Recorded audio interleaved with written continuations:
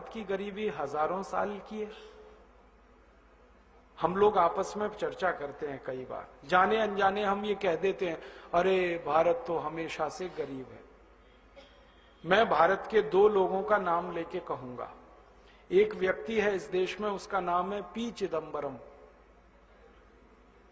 ये भारत में बहुत लंबे समय तक वित्त मंत्री रहा और इस व्यक्ति ने इंदौर नाम के शहर में मध्य प्रदेश में एक भाषण दिया था और मैं उस दिन वहां था। उस भाषण में सामने बैठा था मैं और चिदंबरम मंच से बोल रहा था। कार्यक्रम क्या था? नई दुनिया नाम का एक अखबार निकलता है इंदौर से। नई दुनिया अखबार ने एक किताब प्रकाशित की थी, पुस्तक का प्रकाशन किया था, उसका विमोचन करने के लिए चिदंबरम आया था। तो भाषण दिया उसने, और क्या भाषण दिया! भारत हजारों साल से गरीब देश रहा है। यहीं से भाषण शुरू किया, अंग्रेजी में। अच्छा था कि वो अंग्रेजी में बोल रहा था, ज्यादा लोग समझ नहीं रहे थे। हाँ, उसने शुरू किया, भारत हजारों साल से गरीब देश रहा, भारत हजारों साल से मुफलिसी का शिकार रहा, ऐसे ऐसे उसने कहना शुरू किया। फिर बीच में कहने लगा, ये तो भला हो अंग्रेजों का जो वो भारत में आए और उन्होंने भारत को थोड़ा बेहतर बना दिया, वरना हम तो अंधेरे में डूबे हुए थे, हमको तो कोई ज्ञान नहीं था, कोई प्रकाश नहीं था, इस देश में तो भयंकर गरीबी ही गरीबी थी। और ये जब वो भाषण दे रहा था तो बार बार पंडित नेहरू को कोट कर रहा था। पंडित नेहरू ने ऐसा कहा, पंडित नेहरू ने वैसा कहा, पंडित नेहरू ने ये कह दिया, उन्होंने वो कह दिया। वो भाषण जैसे ही पूरा हुआ मुझसे बर्दाश्त नहीं हुआ। हाँ, मैं इधर उधर देख रहा था, किसी के मन में कोई तकलीफ नहीं। मैंने कहा मैं तो पूछने वाला हूं इस चिदंबरम से। तो मैंने कहा कि अगर भारत हजारों साल से गरीब था, मैंने सीधे कहा उसको, तो अंग्रेज यहां 250 साल झक मारने के लिए क्यों आए?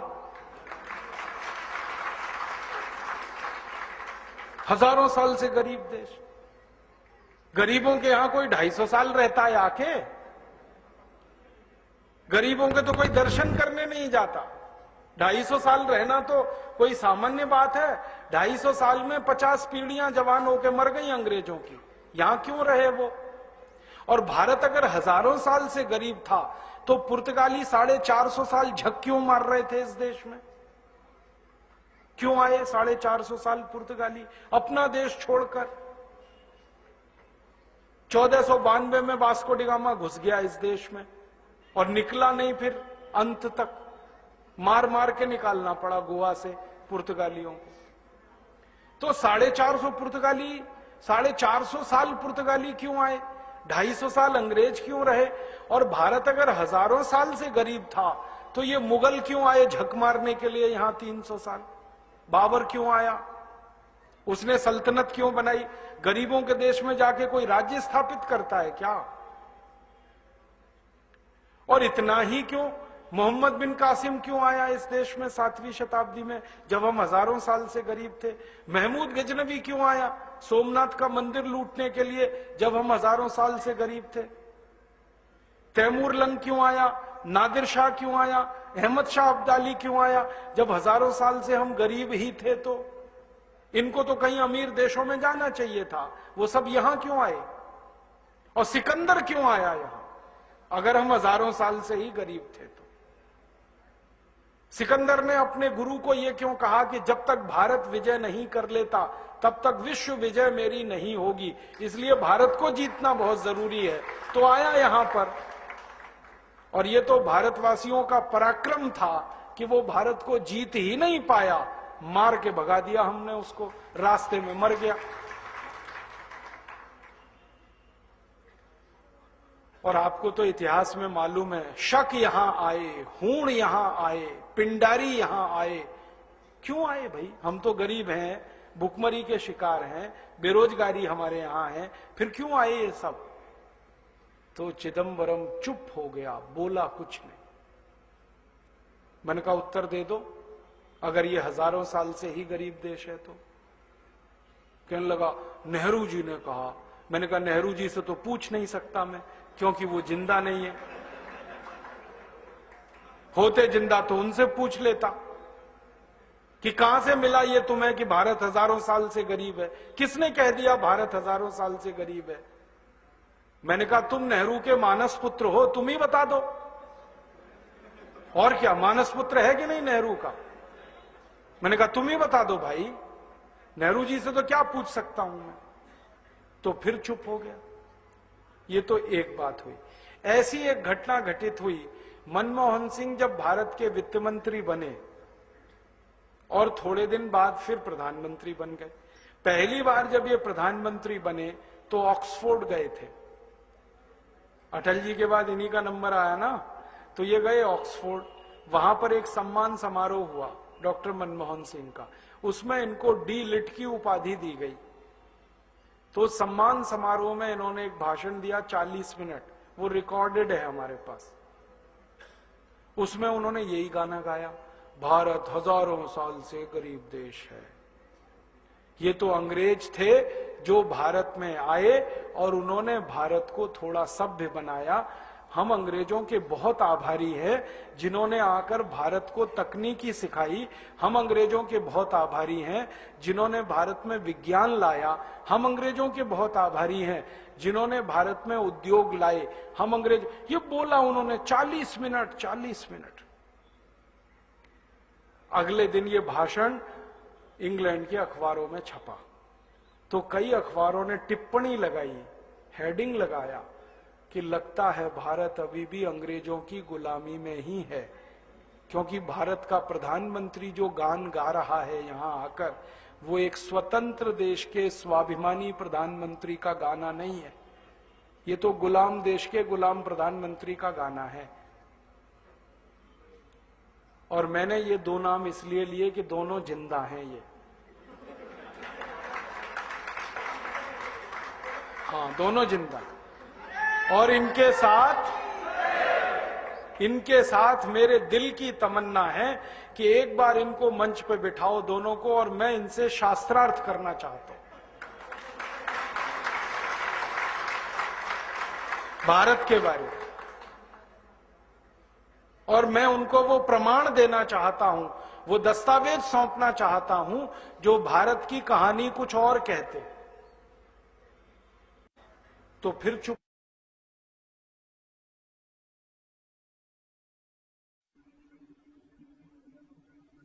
और ये कितने बड़े लेवल के इंटेलेक्चुअल प्रोस्टिट्यूट हो सकते हैं।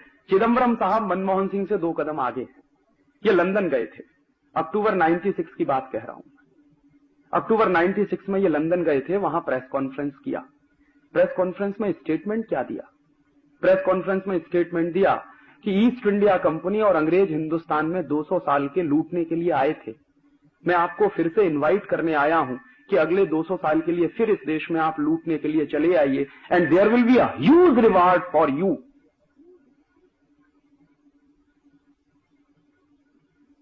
क्या कहें इसको, सिवाय ट्रेटर के दूसरा कोई शब्द मुझे मिलता नहीं जो मैं चिदंबरम के लिए इस्तेमाल करूं। कि एक ऐसा व्यक्ति इस देश में फाइनेंस मिनिस्टर है जो लंदन में जाके कहता है कि ईस्ट इंडिया कंपनी 200 साल के लिए आई थी और आपने हमको लूटा। मैं आपको दोबारा निमंत्रण देने आया हूं कि अगले 200 साल के लिए फिर आ जाइए और लूट कर ले जाइए इस देश में।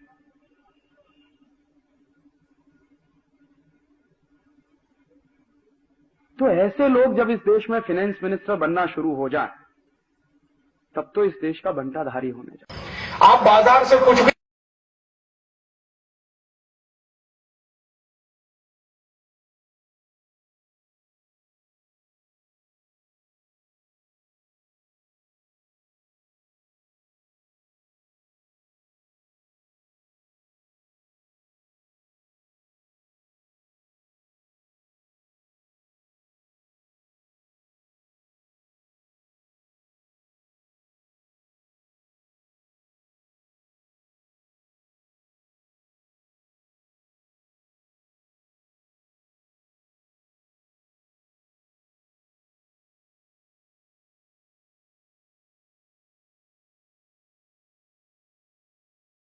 ऐसे एग्रीमेंट साइन हुए हैं लिबरलाइजेशन के नाम पर कि आप चौंक जाएंगे।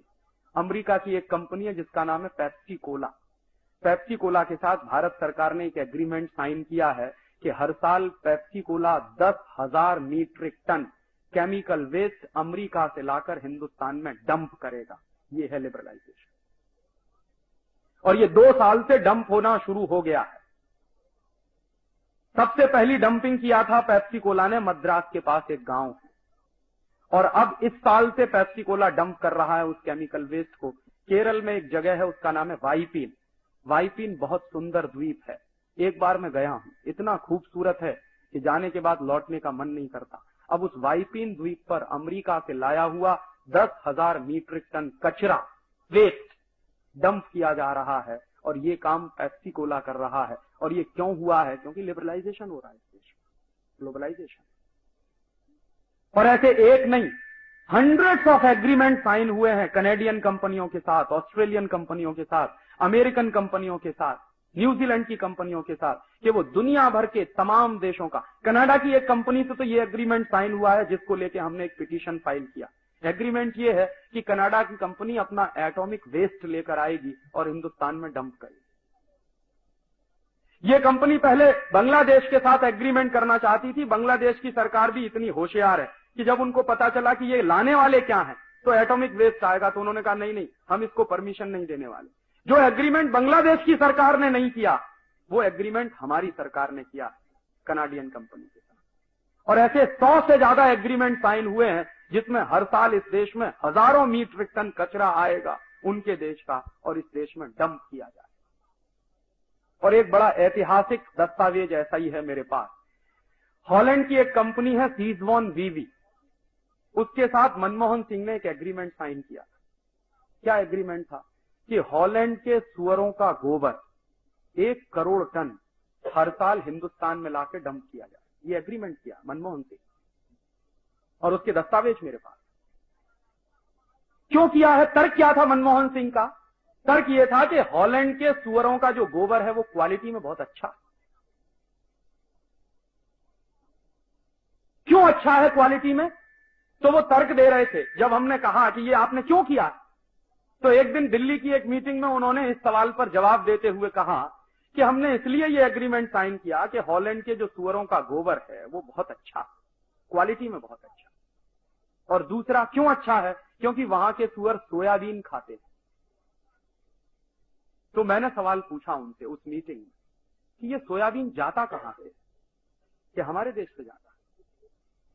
कहां से जाता है? मध्य प्रदेश से जाता है। आपको मालूम है इस देश में मध्य प्रदेश को पूरा सोयाबीन का बेल्ट बना दिया इसी ग्लोबलाइजेशन के चक्कर। तो क्या हो रहा है? सोयाबीन के लिए हजारों हेक्टेयर खेती बर्बाद कर दी गई है। सारे दुनिया के एग्रीकल्चरल साइंटिस्ट कहते हैं कि 10 साल सोयाबीन की खेती के बाद 11वें साल आप उस खेत में कुछ नहीं कर सकते, वो बंजर हो जाता। इसलिए यूरोप के देश सोयाबीन पैदा नहीं करते। तो यूरोप के देश सोयाबीन पैदा नहीं करते, लेकिन हॉलैंड एक ऐसा देश है जो सुअरों को पालता है। मैंने हॉलैंड में देखा बड़े बड़े रेंच होते हैं पिग्स के। हमारे यहां रेंच होते हैं गाय के, उनके यहां रेंच होते हैं पिग्स के। क्यों बनाते हैं रेंच? क्योंकि सुअर का मांस खाना, और सुअर के मांस को स्वादिष्ट बनाने के लिए उसको सोयाबीन खिलाना। लेकिन हॉलैंड की सरकार वो सोयाबीन अपने खेतों में पैदा नहीं होने देती। उसके लिए भारत सरकार से उन्होंने समझौता करके हमारे यहां सोयाबीन पैदा करवाना शुरू किया। तो यहां से सोयाबीन की खली जाती है, उनके सुअर खाते हैं, और उसके बाद जो टट्टी करते हैं वो हमारे देश में आएगी। ये एग्रीमेंट किया। और ये एग्रीमेंट एक ऐसे व्यक्ति का है जिसको हिंदुस्तान में बेस्ट फाइनेंस मिनिस्टर का अवार्ड मिला। पता नहीं उनके दिमाग में भी वही गोबर भरा हुआ है। और जब हम कोर्ट में गए ये सब बातें लेकर, और मनमोहन सिंह को लगा कि अब फंसने वाले हैं, और जवाब नहीं देते बन रहा था उनको, कोर्ट ने नोटिस इशू कर दिए थे, इसको हमने पब्लिक इंटरेस्ट पिटीशन बनाया था। तो मनमोहन सिंह ने फिर बाद में प्रेशर में आके वो एग्रीमेंट कैंसिल किया। ऐसे एग्रीमेंट साइन होते हैं लिबरलाइजेशन और ग्लोबलाइजेशन। कोई एक मॉनिटरिंग कमेटी नहीं है इस देश में जो ये छांटती हो कि क्या एग्रीमेंट साइन हुआ है और उसके क्या परिणाम होने जा रहे हैं। एक भी कमेटी